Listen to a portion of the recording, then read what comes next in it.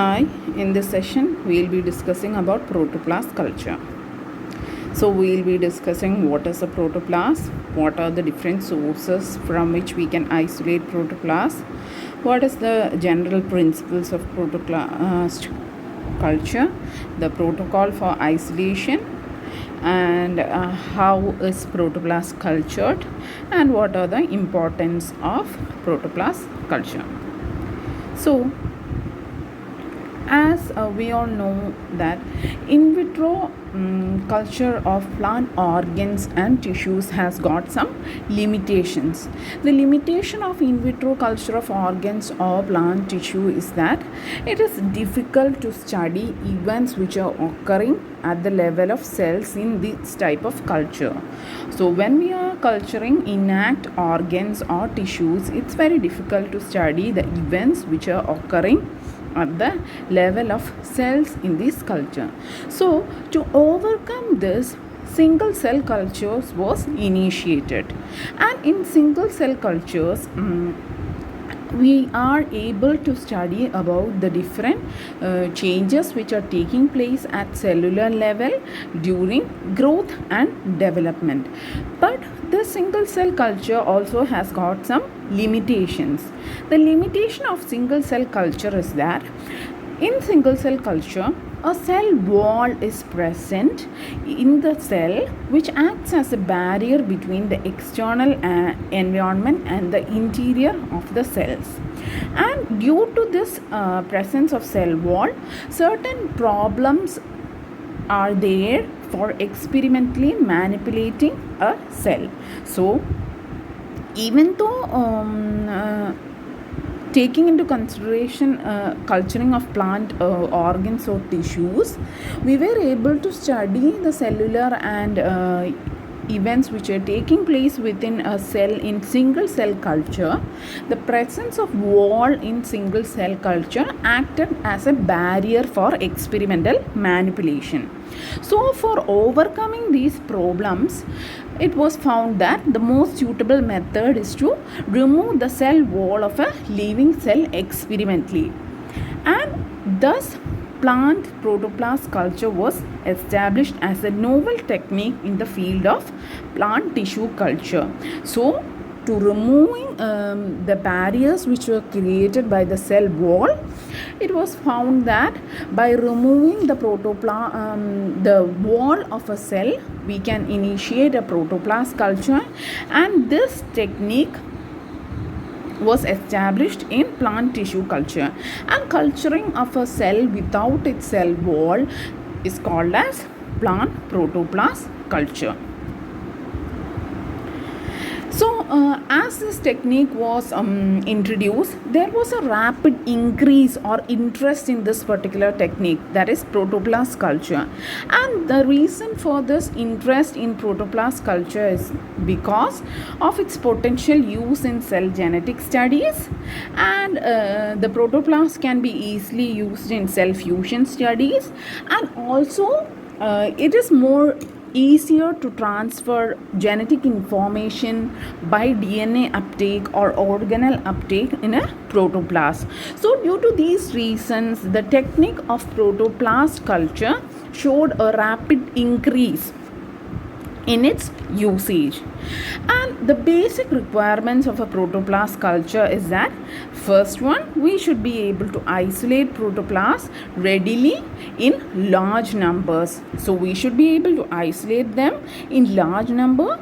Second one is that we should be able to culture them in vitro, and third one is that and form cell colonies and whole plant. So these were the basic requisites of protoplast culture: isolation protoplast in large number, culturing them in vitro, and generating plant or whatever we want, or organs or cell colonies from these cultures. So now let's see what is a protoplast. So as we all know, the main difference between plant and animal cell is the presence of a cell wall. And plant cell has a cellulosic cell wall, and the protoplast lies within it. So this is a plant cell and it has a cell wall. Inside the cell wall there is a cell membrane, and within the cell membrane we can see all the cellular organelles and nucleus, chloroplast, Golgi apparatus, ribosomes, endoplasmic reticulum are all seen suspended within the cytoplasm. And a plant cell which is not having a or cell wall is called as protoplast. That is, a plant cell which doesn't have a cell wall is called as protoplast, or the living material within a plant cell bound by a cell membrane or plasma membrane is called as protoplast. So the living material within a plant cell which has been bound by a cell membrane or plasma membrane is called as protoplast. So protoplast consists of plasma, lemma and everything within it. And experimentally produced protoplasts are called as isolated protoplasts. And from a cell, how we can produce a protoplast is that first of all we have to plasmolyze the cell artificially. So while trying to produce a protoplast from a cell, first step is that we are artificially plasmolyzing the plant cell. So when we are plasmolyzing the plant cell, the cell content will shrink and it will move away from the cell wall. And second step is that we should remove this wall, and this removal of this wall can be done either by using enzymes, that is enzymatically, or by some other mechanical means. So in isolating a protoplast we have to do two steps. First is we are plasmolyzing the cell artificially, and second one is after plasmolysis we have to remove the cell wall, and removal of cell wall can be done either by enzymatic method or by mechanical method. So the protoplast is a part of plant cells which lies within the cell wall and can be plasmolyzed, and which can be isolated by removing the cell wall by mechanical or enzymatic procedure. Or simply, the protoplast is a naked plant cell surrounded by plasma membrane. So the naked plant cell which is surrounded by plasma membrane is called as protoplast. And when we are growing protoplast or isolated protoplast in a culture, it has the ability to regenerate the cell wall after some time, and after regenerating a cell wall it acts as a normal cell, and then it can continue with cell division, growth and plant regeneration in culture. So the protoplast is a naked plant cell which is surrounded by plasma membrane, and in culture it has the capacity to regrow cell wall and then function as a normal cell, whereby continuing the normal cell process such as cell division, growth and plant regeneration in culture. Now let's look at some of the sources of plant tissue which can be used for isolation of protoplast. So protoplast isolation can be done by two methods. First is directly from different parts of whole plant, and second one is indirectly from cultured tissue. So we can isolate protoplast in two methods. First one is from some plant part we can directly isolate the protoplast, or second method is indirectly from cultured tissue. So for directly isolating protoplast from plant parts, the most suitable plant part for isolation of protoplast is leaf mesophyll, and in cultured tissue the most suitable material is liquid suspension culture. So direct isolation, the most suitable material is leaf mesophyll, and in indirect culture from cultured tissue the most suitable material is cells from liquid suspension culture. So this is the image showing a protoplast. This is isolated protoplast. This is culturing of protoplast. After some time, the cultured protoplast will regrow walls and it will start dividing and it will give rise to a callus, and from this callus a normal plantlet can be formed. So this is an experimental protocols procedure wherein it is shown isolated protoplast and how we are regenerating a plantlet by culturing this isolated protoplast. So now let's discuss in detail what are the different sources of plant tissue for isolation of protoplast. So first is directly from different parts of whole plants, and it is already mentioned that leaf mesophyll is most suitable material for isolation of protoplast, and the protoplast yield and variability from leaf mesophylls is influenced by the growing condition of the plant, which serves as the source. So growing condition of the plant is an important factor which determine the protoplast yield. Other than growing condition, the age of plant and the age of leaf are also important factors. Then the general environmental condition in which the plant is growing, such as condition of light, photo period, humidity, temperature, nutrition and watering can also influence the protoplast yield and variability. So leaf mesophyll is the most suitable material, and the yield of protoplast and variability of protoplast from the leaf depend upon different factors, that is environmental conditions in which the plant is seen, age of the plant, age of the leaf which we are taking for isolation, and general growing conditions of the plant also influence the yield of protoplast.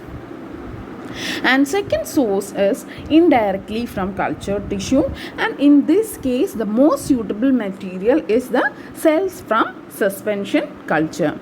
So cell suspension culture is the most reliable source for obtaining consistent quality protoplast, and when we are isolating cells from cell suspension culture for taking protoplast, we should always be careful to harvest cells at early log phase, at which the cells are showing a maximum growth rate. So when we are harvesting cells from cell suspension culture for protoplast isolation, we should collect the cells at early log phase when the cell is showing maximum growth. Next, we are going to see what all are the principles of protoplast culture. First, we will see an overview of the procedure involved in protoplast culture. And the first step in protoplast culture is isolation of protoplast.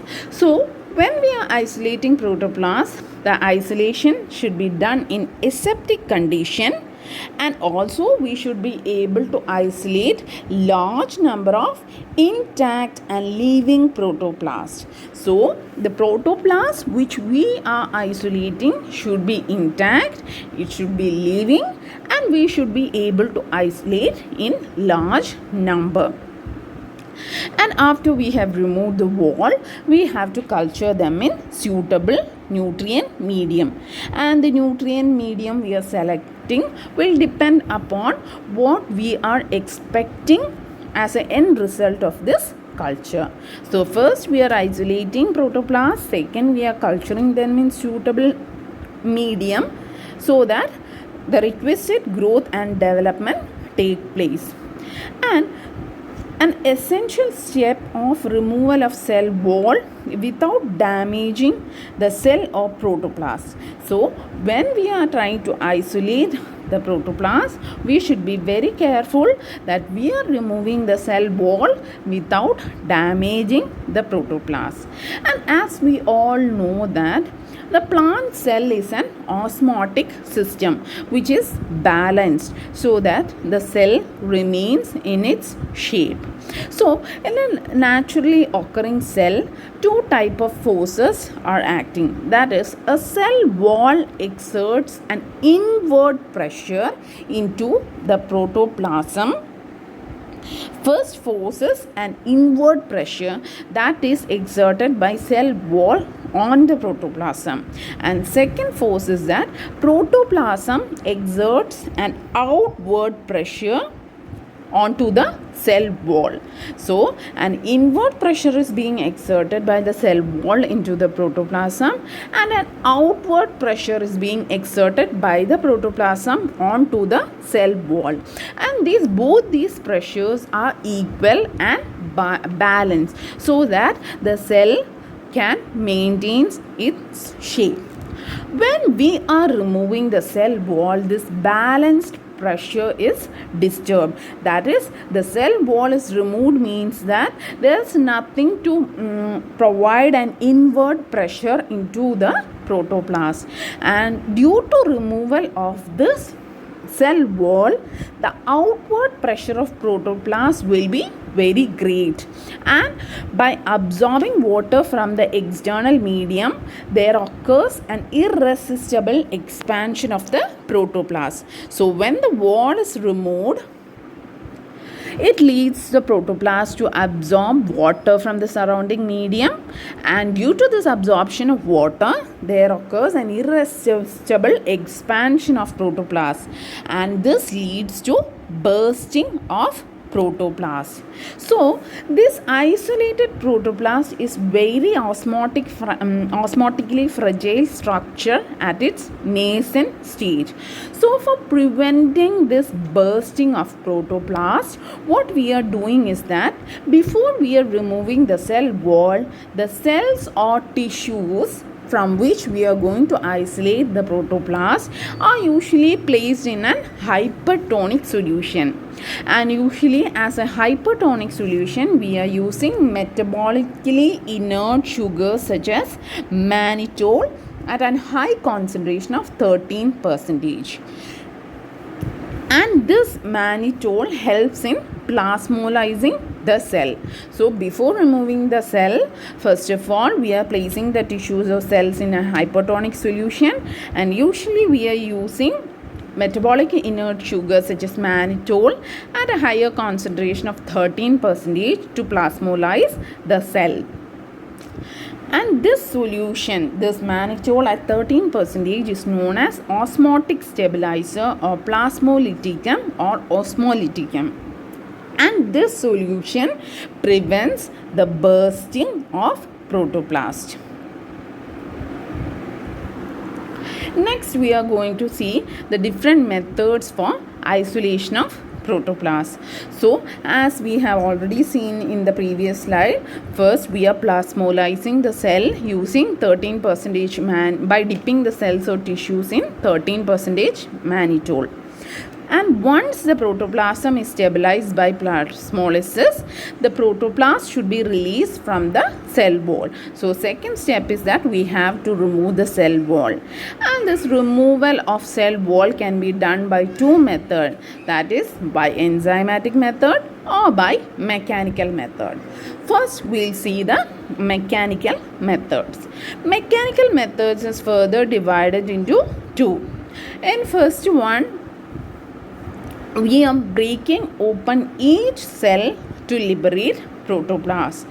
We are manually breaking open each cell to release the protoplasm, and we are doing that under a microscope using a microscalpel.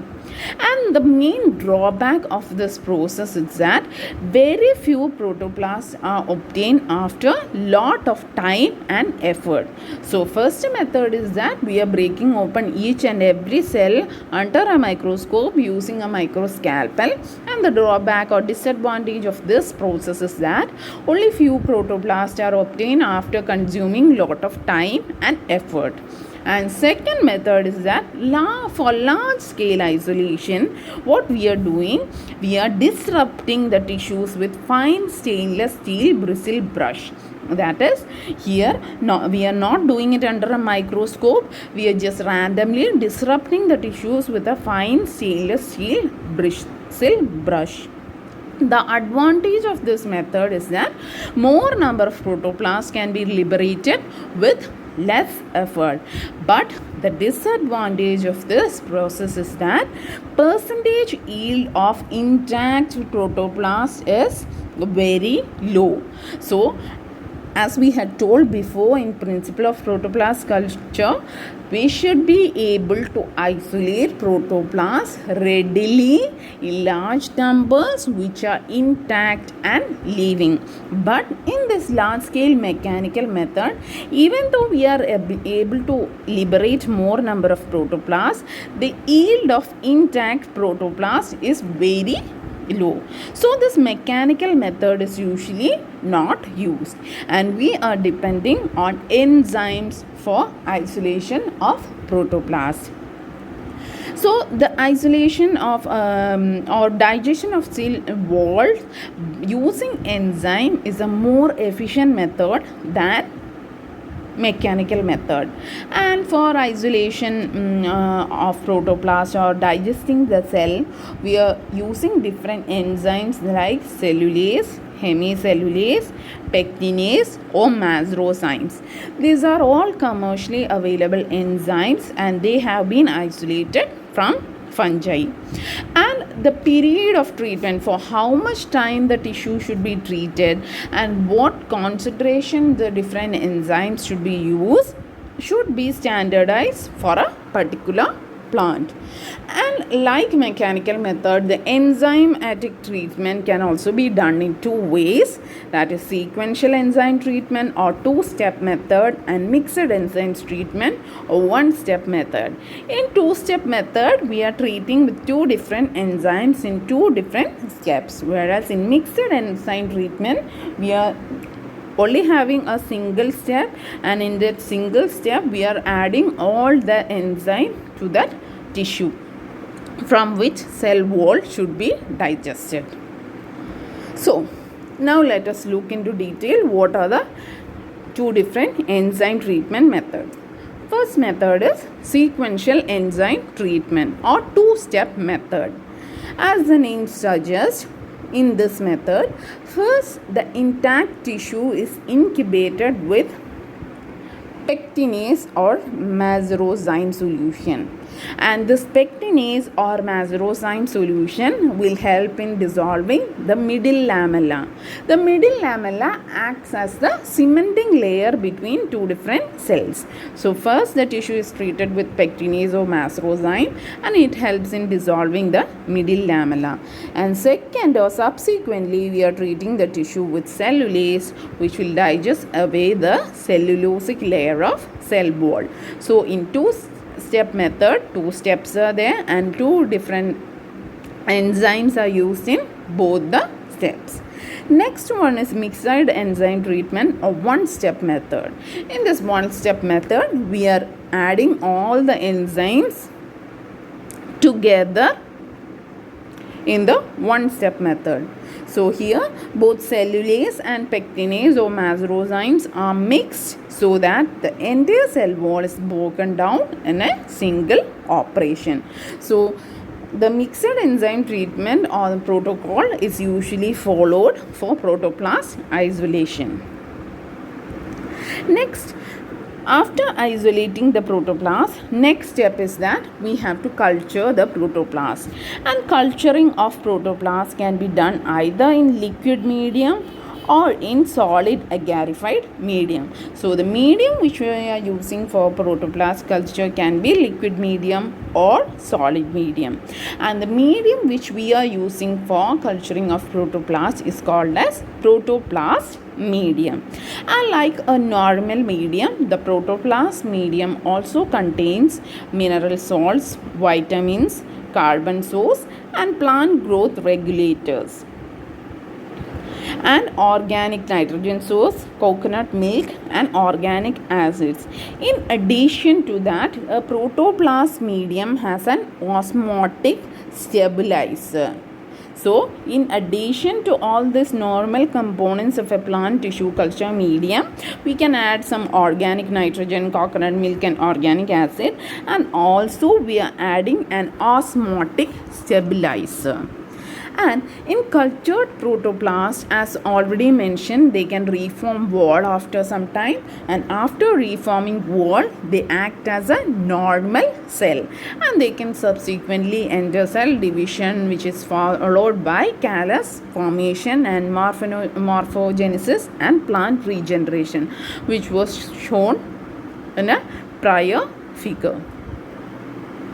Next is the protocol for isolation in culture.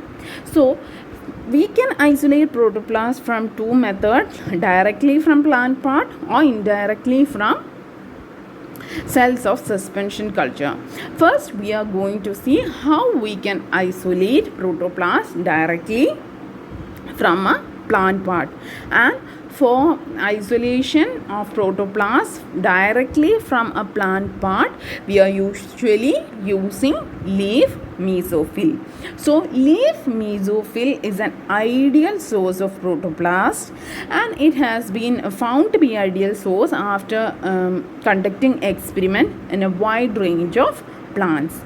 And as already mentioned, nowadays mixed enzyme method is very popular and is followed for routine work.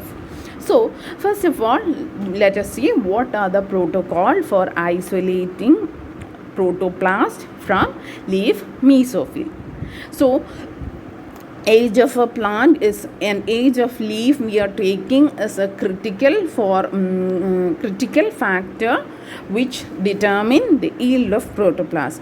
So first step is that we are taking young fully expanded leaf from upper part of 7 to 8 week old plants which is growing in greenhouse. And after we have detached a fully expanded young leaf, we are washing the leaf thoroughly with tap water. After it has been washed with tap water, we are doing sterilization. And for surface sterilization of leaf, first we are immersing it in 70% ethanol and for 60 seconds, followed by dipping in 0.4 to 0.5% sodium hypochlorite for 30 minutes. After 30 minutes, we are thoroughly washing the leaf with autoclave distilled water 3 to 4 times to remove any traces of disinfectant from the leaf. Next step is that with the help of a long sterilized forceps, one leaf is transferred onto a sterilized floor, and after transferring of this leaf, we are removing the lower epidermis as completely as possible. So the lower epidermis of the leaf is removed as completely as possible. And next we are dipping this leaf onto a solution containing 30 ml sterilized CPW 13M solution. So we are placing this leaf onto a petri dish containing CPW 13M solution in such a way that the lower surface is touching the solution. And CPW stands for cell and protoplast washing medium, and 13M stands for 13% sucrose. So CPW means cell and protoplast washing medium, and 13M denotes 13% mannitol. 13M denotes 13% mannitol. So the CPW 13M solution after some time is replaced by bacterial filter sterilized solution of enzymes, and we are adding both the enzymes together. That is, this enzyme solution contains 2% cellulase and 0.5% macerozyme in 13% mannitol added CPW or CPW 13M. and then the tissues are intubated in dark for 16 to 18 hours at 24 to 26 degree Celsius. After this incubation, without disrupting the digested leaf pieces, the enzyme solution is gently replaced by CPW13M. So now the enzyme solution is replaced and we are adding CPW13M. Then the digested leaf pieces are gently agitated and squeezed with a sterile fine forceps to facilitate the release of a protoplast. So after incubation with the enzyme, we are removing the enzyme solution and then we are adding CPW13M solution, and then the leaf pieces are gently squeezed with a forceps so that the protoplast is released. But now the protoplast and cell debris are together. We have to separate or isolate this protoplast in pure form. So for that we are going to centrifuge this solution. So the protoplast suspension is first allowed to pass through 60 to 18 mm nylon mesh. First we are passing them through a nylon mesh so that larger and undigested tissues are removed. Then we are transferring this solution into a centrifuge tube and centrifuge it for 5 minutes at 100 G. So we are centrifuging it at 5 minutes for 5 minutes at 100 G. When we are centrifuge it, the protoplast will settle down to form pellets and the supernatant is removed, and we are again resuspending the pellets in CPW21S. CPW21S stands for cell and protoplast washing medium containing 21% sucrose. So after resuspending in CPW21S, we are again centrifuging it for 5 to 7 minutes at 200 G. In the first case, when we centrifuge it in CPW13M, the protoplasts tend to settle down to form pellets. Whereas in the second step, when we are centrifuging it in CPW21S, the viable protoplast will float at the top of the surface of CPW21S in the form of dark green band. So here, instead of pelleting, they are floating at the top of that solution as a dark green band, while the remaining cells and debris will sink to the bottom of the tube. And from here, the viable protoplasts are collected from the surface and they are again resuspended in CPW13M to remove the sucrose, and the centrifugation is repeated 2 to 3 times for washing and completely removing the sucrose. And next, the protoplast which we have isolated is transferred into medium, and for that we are using liquid Nagata and Tebeki medium, and it contains hormones such as NAA and BAP and 30% mannitol. So the protoplasts are suspended in Nagata and Tebeki medium, which is supplemented with auxin and cytokinin and also 13% mannitol. And as already mentioned, CPW denotes cell and protoplast washing medium. CPW13M stands for cell and protoplast wash medium containing 13% mannitol, and CPW21S denotes cell and protoplast washing medium containing 21% sucrose. Thank you.